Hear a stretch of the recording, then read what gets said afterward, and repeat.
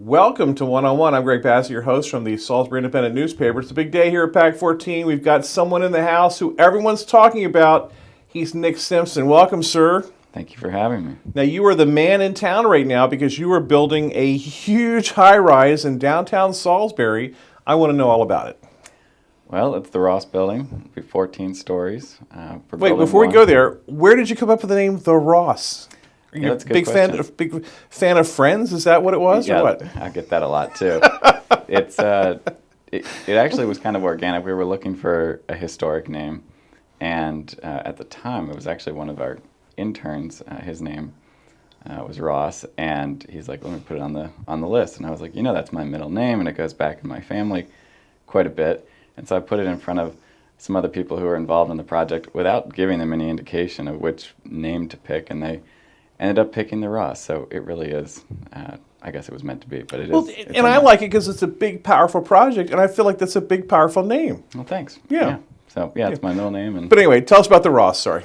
Yeah, it's 2 buildings. It'll be student housing. One's 14 stories, one is 7 stories. And it's taken about 3 years to get it started, but it'll, over the next 22 months, it'll come out of the ground, and then in August of 2023, we'll have students moving in. 14 stories? 14 stories. Wow. 180 feet. Wow. Yeah. So it'll just about double the tallest building in downtown. Right, the now. tallest now is the old Washington Hotel, One Plaza East, which Right. I guess is 8 stories? 7 stories. 7 yeah. stories. Yep. So it'll, I think it's really going to give some presence to downtown, and it's going to put the heads in beds that we've been talking about for a really long time. And so it should, it'll have 101 units, 358 beds. So we'll have 358 students in downtown come August of 2023, and I hope that this is kind of that first big domino in the new developments. Certainly renovating in downtown is good, and that's been going on for a while, but we really need some of these major shovels to hit the ground that we've been all working for. Right, now that's been one of the ideas for a long time, the idea of getting students into downtown in a residential capacity, and you found a way to do that through your business plan, but also it's not just like dormitory housing. It's not going to be like that. This is going to be really upscale housing that relies on students from Salisbury University to be there. That's right. In the student housing world, they've really moved to a model where it's a 1-to-1 ratio. So you have 1 bedroom for every bathroom. So everybody has their own space. That really became true during COVID.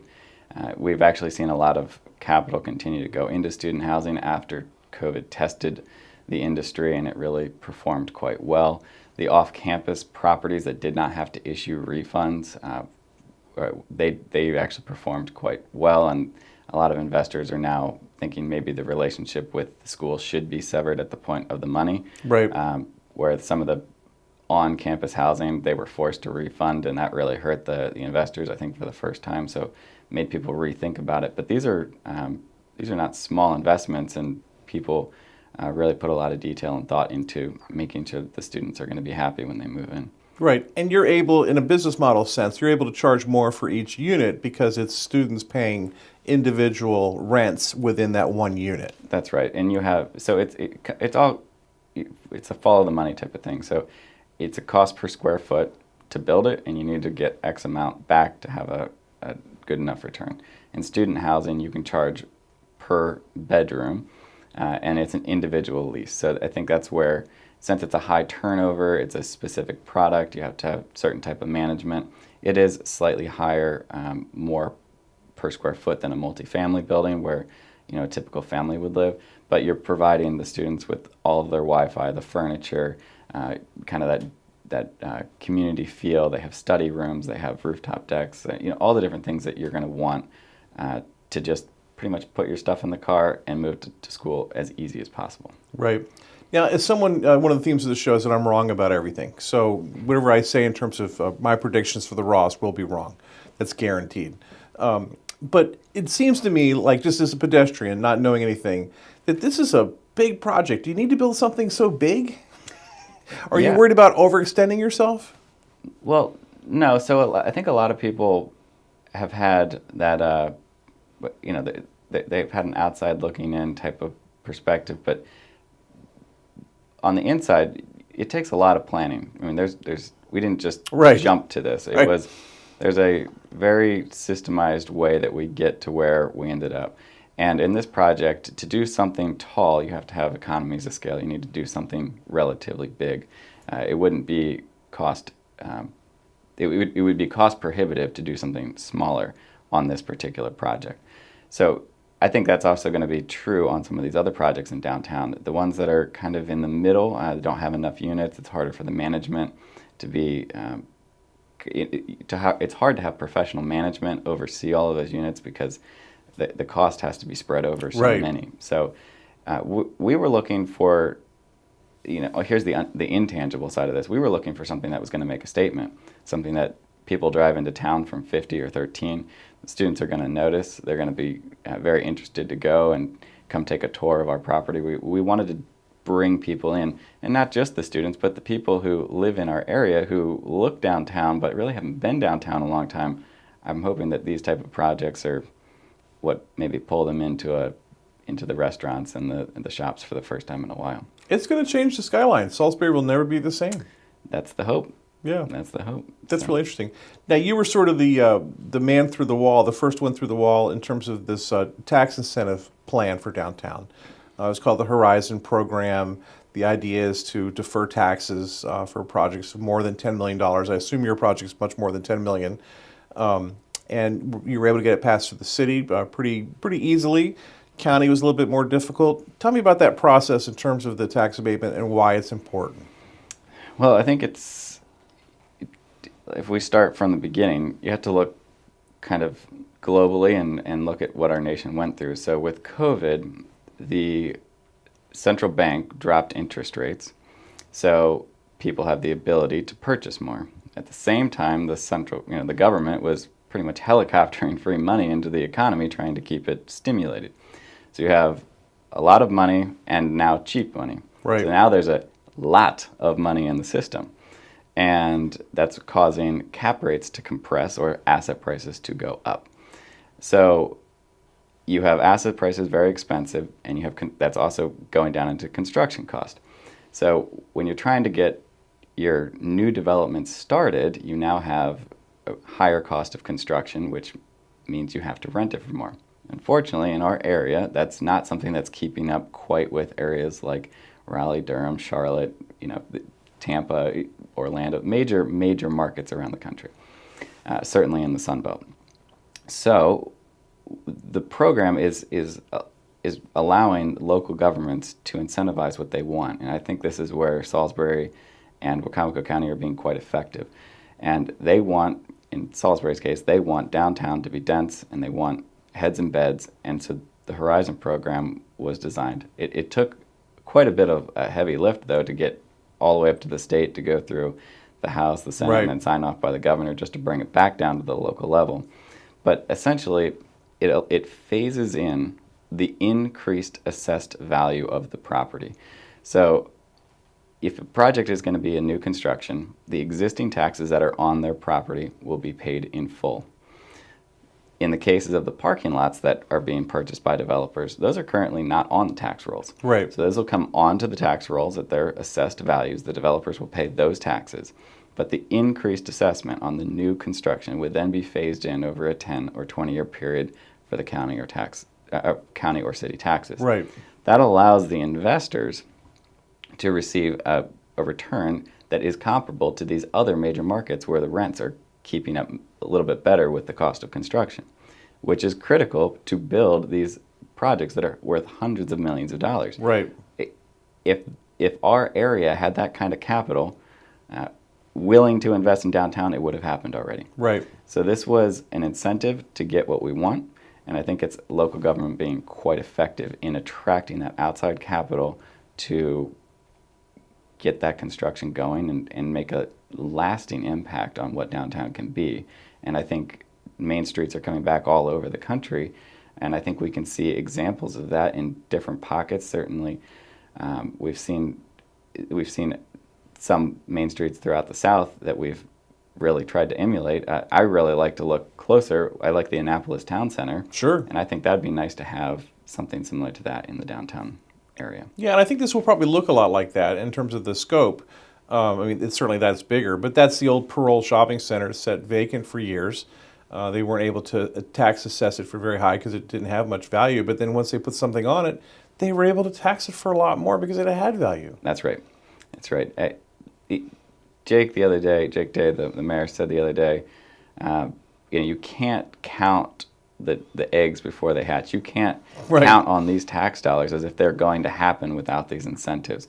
So when people start tallying up, we just gave away all this money. Well, you didn't, because the original tax dollars are going to stay the same if we don't increase it. So it's really, it's just delaying the benefit, but it's ensuring that the benefit comes down the road. And you're not going to be off the hook for it.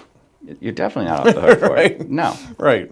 No, it's coming. It's got to be built into the plans, and it's very similar to the enterprise zone, which we've been incentivizing new businesses for. Which are already within the enterprise zone too, so that's another incentive. But go ahead. Yeah, it's exactly. And that's a state program. And it's worked, and I think it's just a good way for our area to be extremely competitive right now, because other counties currently don't have that unless they go to Annapolis like we did.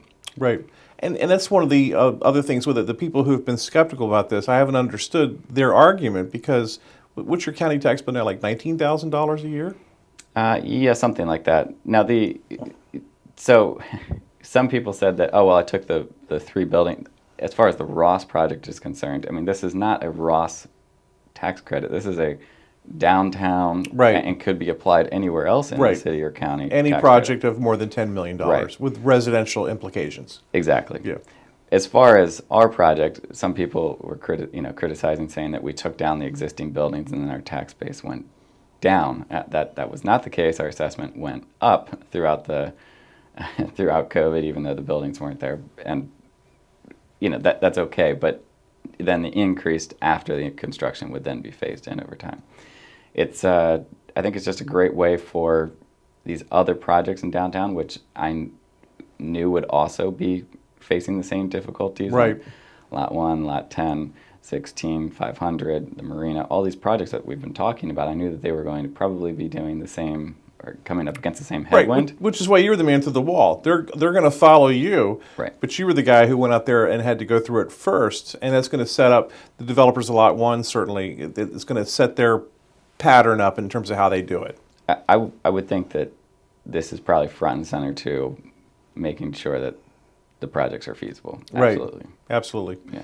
Now, the other thing that kind of came at you was your investors. You were doing sort of a crowdfunding thing, and that's how it works in the business world, where you need to raise money from people who have money who want to invest in something. Right. And they're going to look at that investment very skeptically, and they're going to want a return on their investment. And you got kind of beaten up for that. You want to talk about that? Well, it's just like any other type of investment around the country. These things take a lot of capital to construct these projects. And fortunately, we were able to get the tax plan passed, and local government working effectively has resulted already in tens of millions of dollars getting invested in downtown. And hopefully that will be a carry-on going forward. But those tens of millions of dollars have to come from somewhere. They're real people, they're real investors who are prudent and can go anywhere throughout the country. Right. They're not limited. I mean, they can pick up the phone and look at a project in California or in Washington or wherever their projects are, and those returns throughout the country they're not the same in every area, and we have to make ourselves competitive. So I think people would be mistaken to think that any developer in downtown would be doing this on their own. Any local developer, anyhow, would just be pulling out a check and covering the gap. Right. I don't think that would be the case. Right.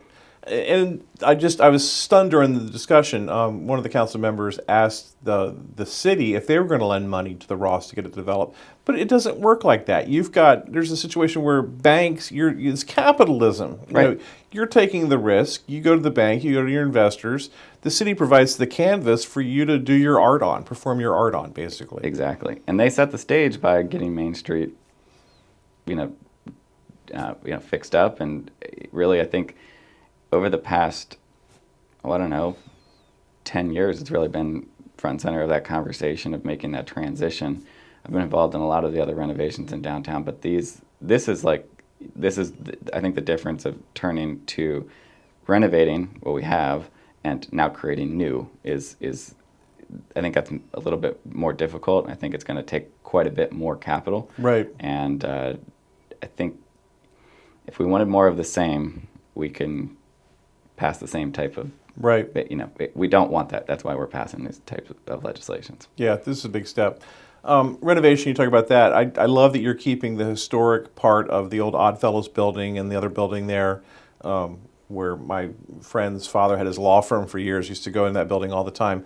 The facades are there, and you're going to incorporate that into your building. That's right. And that's been, unfortunately, supported by these massive steel braces for an extra year because of COVID. We were in the demo process, and the project was going to move forward before COVID, before we had all these inflationary discussions. And, the world was pretty good starting in 2020. Right. And we thought we had a pretty clear pathway forward. And so the buildings were coming down, and the braces went up, and they had to stay there a little bit longer because we decided to pump the brakes during the COVID time period. But hopefully in the spring of next year, once the new building is come up behind those facades, we can reattach them to the new structure and remove the steel bracing. It'll be a good day to see that go. Right. Did you have to do that? Was there a historical implication, or that was your decision to keep it? So we worked with the historic district of downtown to determine what of the old buildings needed to stay.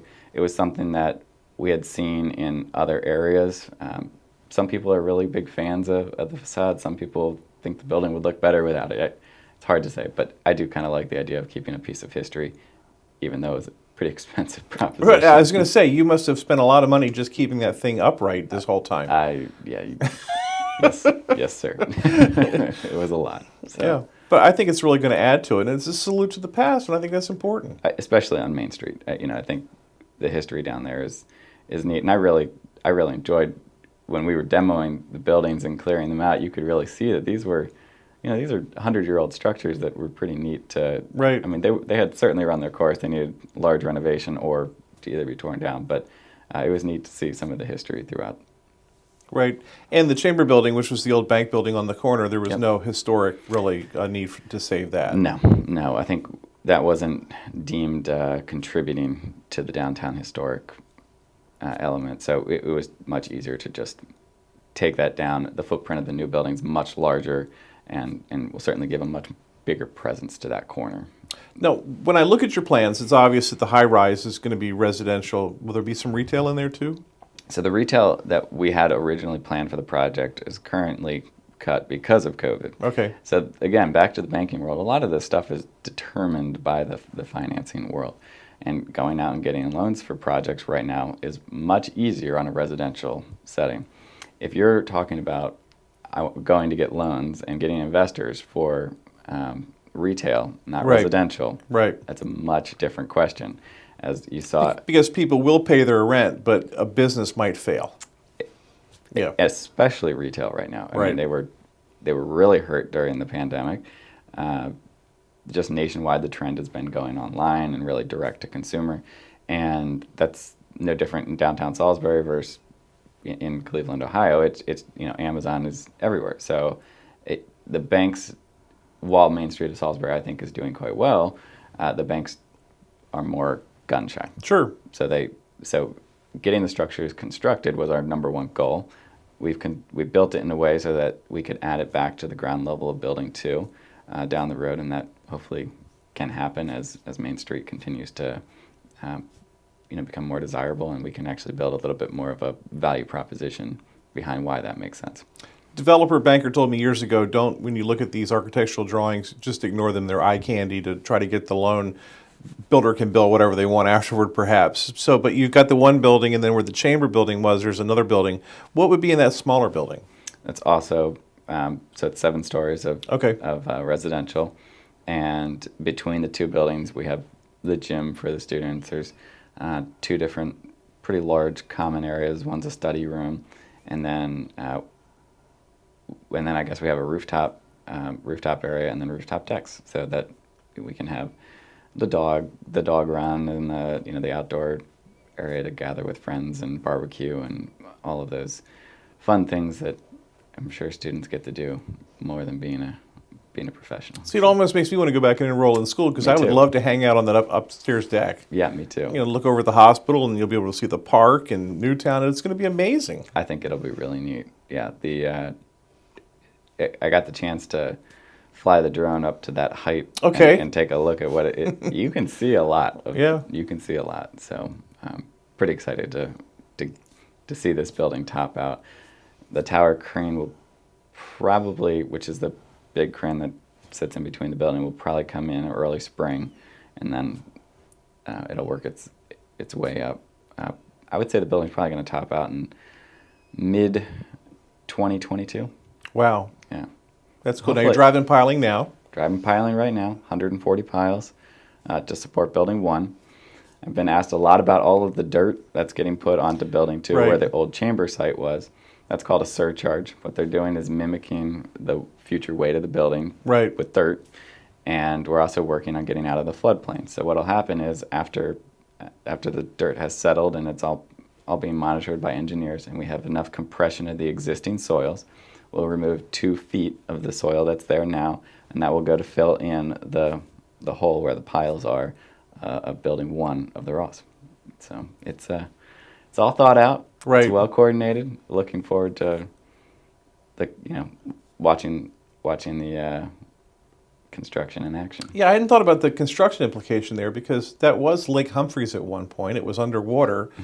So where Market Street is, Baptist Street, that was the lake. Right. And even now, when it rains, the water runs down from Route 50 right past the Paul Martin building, right onto Main Street. They've done a lot to divert that, but it's kind of a low area there. It is a low area, and whether or not you believe in sea level rise Right. or not, Right. the insurance companies do. Yeah. And that affects insurance rates, which, of course, go back down to the bottom line, and that's not something we wanted to have to worry about. So taking the opportunity to build a new building, I mean, it makes sense to just build up out of the floodplain. Right. So that's what we're doing. Now, we'll talk about politics in the area and plans for downtown, plans for the city. You must have great hope in our leadership in terms of supporting business, the improvements to downtown, to make an investment like this in Salisbury. Absolutely. I think what we've seen our county and city do over the past few years has been rather remarkable. It's made access to government quite easy. You can get in contact with the people who work here. Yeah. I think the county executive and the head of the city, the mayor, are working well, and it's a refreshing to see that they're in the same building and playing nice together, and the same sandbox. And yeah, I think over the long term we have a bright future. That's not to say that there's a lot of work to be done. There's got to be there's got to be developers who stop talking and actually Right. make it happen. Right. Pictures are great, like you said. Right. But that actions speak a lot louder than words. Money invested is what we need now. For people who don't know you, tell me about yourself. How did you end up here? Where is Nick Simpson from? How did you get here? Sure. I was born on the other side of the bridge, grew up in Ellicott City, and came to Salisbury University for college, and never left, and really liked the area. I started getting into real estate when I was in school. Did one house, then two, and continued to grow in the area. We now focus on multifamily developments and student housing. We also are looking to grow throughout the Southeast, but our home and the area that we like the most is right here in Salisbury. So I think it's going to be neat to see what happens in downtown over the next 5 to 10 years. One of the things we're always talking about here is the brain drain. We train people at SU, then they leave, take their talents elsewhere. There's always been this idea we want to keep people here, and you're an example of that. We've managed to keep you here. Why did you stay? I think there was a lot of opportunity for me, and in the real estate world, Salisbury is a little bit more affordable to get started in, and that presented a great way for us to get our company up and rolling, but it also provided more affordable housing at the beginning of my career, and it allowed me to really build a network throughout college and not lose it. So I was able to really grow from from there. And besides that, there's no traffic, and the beach is close. And I built quite a bit of friends throughout my time at SU, and didn't want to leave. Is this Ross going to be all-consuming for you, or do you have something next on your burner? Oh no, we always have other things going on. We definitely would like to, and we've got other projects, 2 more larger projects that'll close before the end of the year, but they're not in this market. And hopefully we can get something else in this area pretty soon. And we're definitely putting some irons in the fire to see what'll stick. Anything you want to hint about? Anything that the community needs that you want to help provide? Well, nothing that I can get into yet, but certainly I think our community needs to see some of these major pieces of land redeveloped. Certainly the Here is Home initiative that the city's working on right now, I think that's fantastic. We can get some more housing. Housing allows our population to keep growing, and that really is a driver of a lot of different things that we all enjoy. So I think we have some things going, but stay tuned. He's Nick Simpson. He's the man of the hour, especially in downtown Salisbury. The Ross is being built. It's going up, and people like me who said, that'll never happen. I'm going to be wrong again, Nick. Thank you for that. Sure. I'm happy to prove you wrong. So. I'm Greg Bassett from the Salisbury Independent newspaper. Another edition of 101 right here on PAC 14.